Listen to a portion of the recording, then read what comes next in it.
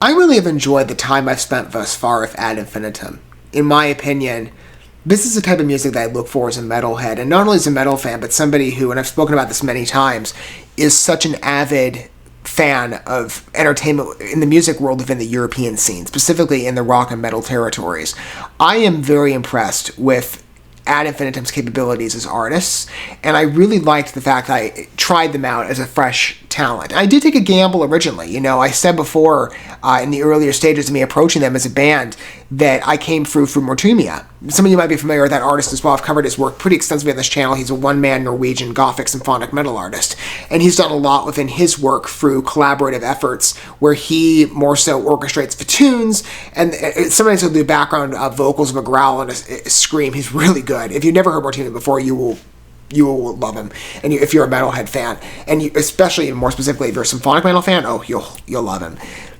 But hearing some of his collaborative efforts, for example, with Melissa Boney, the front lady of Ad Infinitum, through Devastation Bound, it's been really cool to get an introduction to talents that are unknown to me, and that's what I've looked for. You know, people who are music fans obviously look for new artists and music that speaks to them. Mortimia has provided that path for me as somebody who's been, again, a longtime fan of European music. And I've really enjoyed a lot of the artists I've come across within that landscape and my time spent in journeying into that world of the music space. I'm very impressed with who I've stumbled upon. And I do hope to communicate some level of enjoyment for you as I bring music coverage into a grander focus on this channel. I've wanted to bring music in a more proper position of entertainment in my focus here, aside from other creative ventures, of which, every entertainment medium is stylized uniquely, and everything speaks to individuals in different ways that are very individualized and dynamic. But music for me has been such a personal force in my life that I've had such a tight relationship with for many years.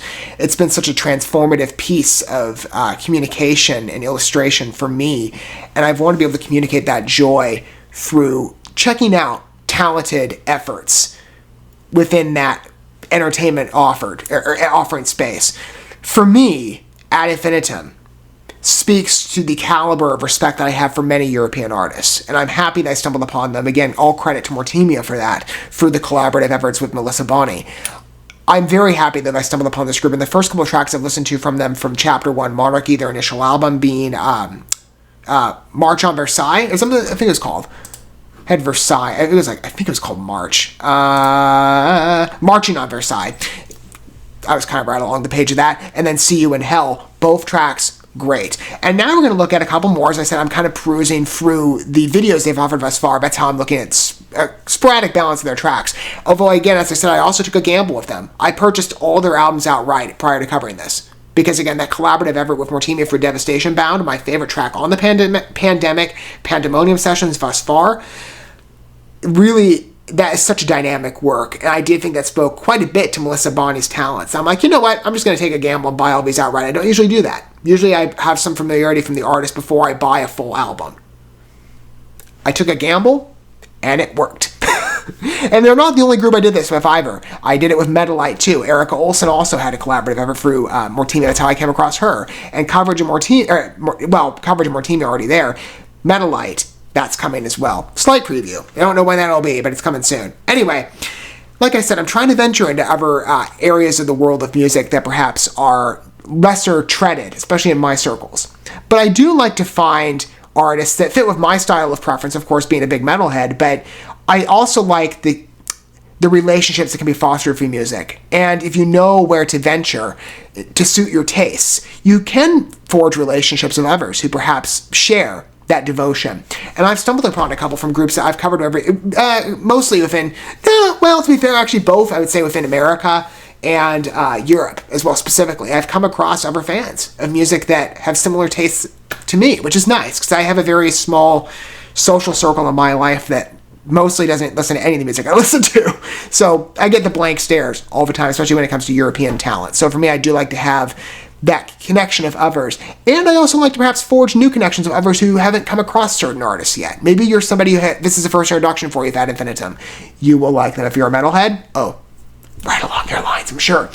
So I'm going to go ahead and pull up the video for Fire and Ice. This is it's the third track I've covered off of Monarchy, Chapter 1. It's the 6th track on the album.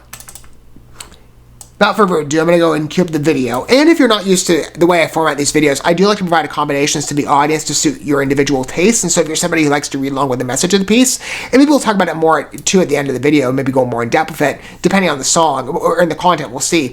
I try and, again, accommodate, so I superimpose the lyrics in my videos. If you want to read along with the message of the piece, that will be provided to you. The lyrics will track along with the video as we proceed forward, and that will be provided for you so that you can have an informed perspective on the message of the piece as the artist envisioned the narrative of the art. Without further ado, though, let's add some music to that dimension.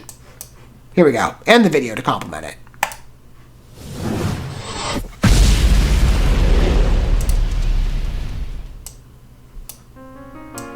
Okay. A softer opening. Even softer than the last track.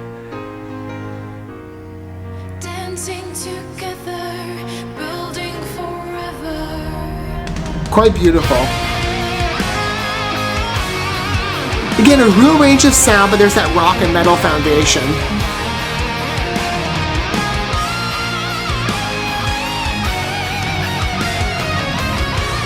Good guitar riffs, very strong. The beautiful structure to the piece. Take my hand, bring me again to your paradise. All little games together we play, they make me smile. You touch my skin, I live a grow. It's a very close song.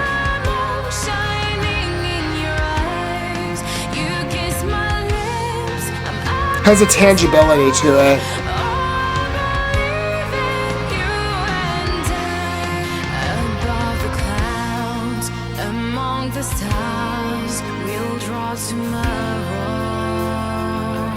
Oh, that's a beautiful shift.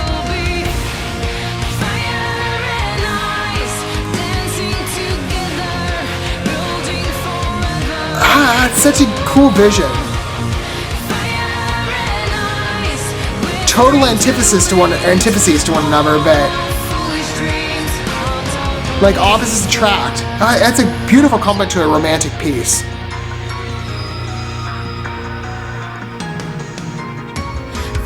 Dynamic use of sound and effects, incredible.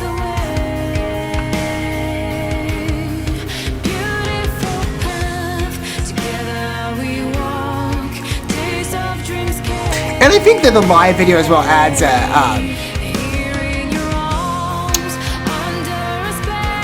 nice entrance to connecting to a group, or the artists as individuals as well. It expresses a unique personality. I mean, if this had been framed as a music video traditionally, it would have been fine too, in the traditional sense.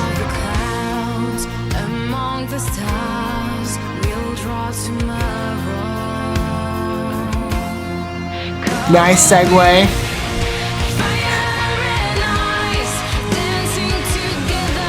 Great key too.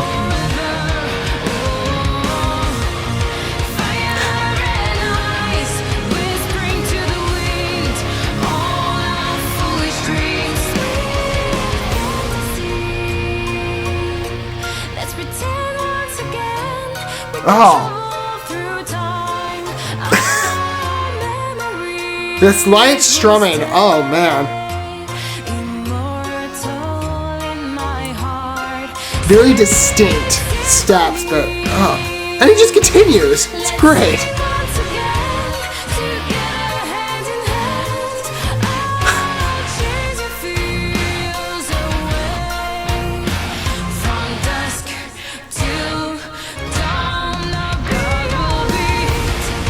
Great emotions to this piece embodied in the music itself, not just in the lyrics.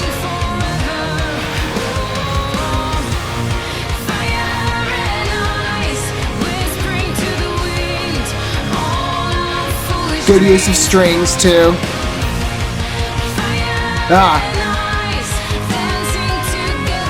Good outro beat as well, because we're nearing the conclusion. Feels like a fitting path forward to that sufficient rap. Dancing together, building forever.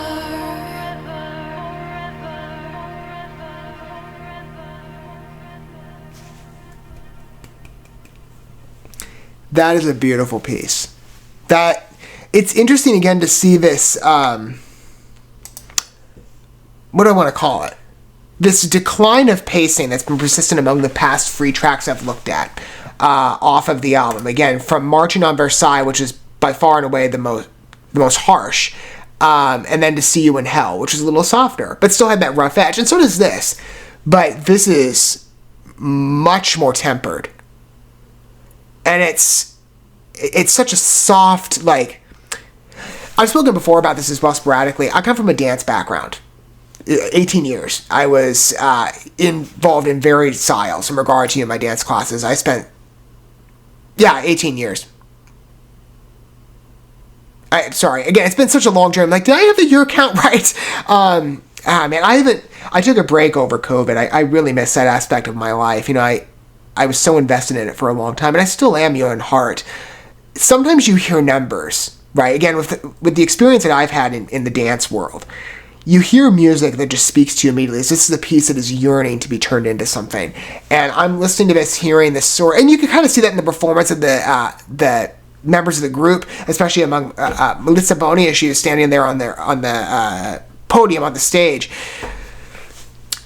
You could sense that energy, right? It's a beautiful, like, waltz style piece with that softer metal edge, but still aggressive enough that you feel like it fits in the path of Ad Infinitum and what you've been familiarized by. Maybe from my coverage, maybe you've consulted the past couple of works and that's how you were introduced to this group. Or maybe you've heard them on your own. And you're coming at this being like, oh, you hear someone else, you're getting a first introduction, right? Maybe you've been a long-time fan. It's a song that, again, I listen to and it speaks to me much in the way the lyrics do. But it's this romantic piece of two characters waltzing in maybe total opposition to one another, total antitheses, fire and ice. Isn't that just a wonderful compliment of the idea, like, opposites attract? Isn't that just beautiful? I think it's such a great vision. And it's a very abstract piece, illustrative, visual. You touch my skin, again, especially in the introductory verses, very tangible. Like, I hate to use this word because it feels like I'm saying it in a crude sense, but I mean, if I say it's a sensual piece, not in the way that word is oftentimes used. It appeals to, if you were in this setting, right, and you were in the presence of a waltz with somebody or just in a deep embrace, right, it's that feeling of tangibility, that object that she's singing to, or person. Maybe object was a bit reductionist, I'm sorry if that's the wrong word to use, but there's that feeling of, like, a physical embodiment and presence with this song. It's such a beautiful materialization of the vision, right? You listen to the lyrics, take my hand, bring me again to your paradise, our little game. Well, that's those verses. They're good, but where's the, I think it's right after, you touch my skin, I leave the ground, watch the moon shining in your eyes, you kiss my lips, I'm up in the sky, oh, I believe in you and I, above the clouds, among the stars. Because we will be fire and ice, dancing together, building forever, whispering to the wind, all our foolish dreams, I do believe us. Oh, it's just beautiful. I mean, again, like I said, there's a touchy-feely side to this piece that is just so dynamic in its entrance that you're entranced by it. And I feel like the materialization between intention of the emotional side of his piece coupled with a beautiful, I think, by the way, the live route, I don't tend to watch too many live performances, especially in the selection of music videos I've covered on this channel. Some have been live, not often. It's mostly a staged performative music video in intention. Again, I sometimes use words, I'm like, I usually notice it, and like, I could have used that word, maybe that would have been, more of what I wanted to say, and felt, at least in the way I I interpret it a bit less condescending. Maybe you don't see it that way, but I kind of do. Maybe I am kind of self-critical when it comes to the way I approach, my articulating my thoughts, because I try to improve. So for me, maybe I'm like, I could have used that word better. I don't mean to say what I just mentioned in a condescending sense. But when I say that a music video is staged, it's the intention of the creators of the video that it's directed a certain way, right? That there's a story involved, that there's a vision the artist want to communicate. It's a narratively focused piece versus a live performance. But there's a sentimentality that you feel you connect better with the artist on a live encounter, Maybe I'm the one that kind of feels that way, but I feel like it really connects to this piece. The song has got a beautiful presence to it, though. It's softer, but again, I like a mixture of songs that have a varied tonality in the metal scene. It's much more gentle, but it's got this beautiful energy to it. And the little strumming, where was it towards? I think it was the... where was it? It was later on in the song, too. I'm trying to see if I can make the specific verse out. But that constant strum pattern... Sweet Symphony, that verse. Let's see once again, like that constant step pattern, that doom, and the beat will set back in, decline again. It feels like the songs have intentional pauses in those measures. It's such a great idea. Again, I've really been fascinated by the structure of what I've seen of these songs from Ad Infinitum thus far. Like on the first chapter, I'm elated by their work, and I'm so grateful that I stumbled upon them through, again, all credit to Mortemia. Ad Infinitum, again, is exactly what I look for from the metal scene, especially within Europe. And this really speaks to, again, the regard I've given this area of the world in favorability of music. Like, Europe really is a hot spot for beautiful, exquisite talents. That, again, at some level, based on the familiarity, if this is how I judge, the prominence of artists, my circle of peers does not know. No one I know, I'm like 100% sure, will recognize the name Ad Infinitum. I do hope that maybe you're somebody out there that kind of fits that description, with all due respect, and you're looking for artists that appeal to you. You're looking for somebody that you haven't come across them yet, but you feel like there's this talent in the world that you need to discover for yourself. I feel like Ad Infinitum, for me at least, is that, and I hope it's the same for you. It's such a beautiful experience listening to their music. I'm so happy I got introduced to them. And I'll continue. I've got a couple more tracks I want to look at through their work to get caught up, as we're now on chapter 3. So again, I'm a bit behind, but I started back in the early days. And from the foundation, I've been positively elated. What are your guys' thoughts about Infinitum, and what angle do you come from? You might be a longtime fan, or you might be, like me, in your early introductory phase, or perhaps this is your first introduction. I'd love to hear, perhaps if you feel so inclined to disclose your position down below, how you're approaching this song, and, does it appeal to you? Do you experience the feeling that I do, right? That there's this tangibility to the piece, that you really feel like it has this physical presence. I just think the idea of the song, again, this deeply romantic piece with a more tragic tone, sort of like, again, a blues waltz ballad, or a blues ballad with a waltz structure, I guess is a better way to put it. It fits. It's just such a succinct image, and the way it's delivered is so satisfactory, in my opinion. I would love to hear, though, again, your position on the song down below. And again, if you've had experience, with me at this point that you've really enjoyed going through Ad Infinitum and experiencing some of their work with me, keep your eyes peeled. I got more coming, including at least one more track off of Chapter 1 before I listen to the album my own in its entirety. I don't think I'm going to be able to cover the entire album because there's a lot of tracks I have yet to cover from many artists, including many in the European circuit. But I've tried to give fair, attention to different artists out there to give a good selection to their pieces of work. And Ad Infinitum, every time, I've been very impressed. And I'm sure I will continue to be.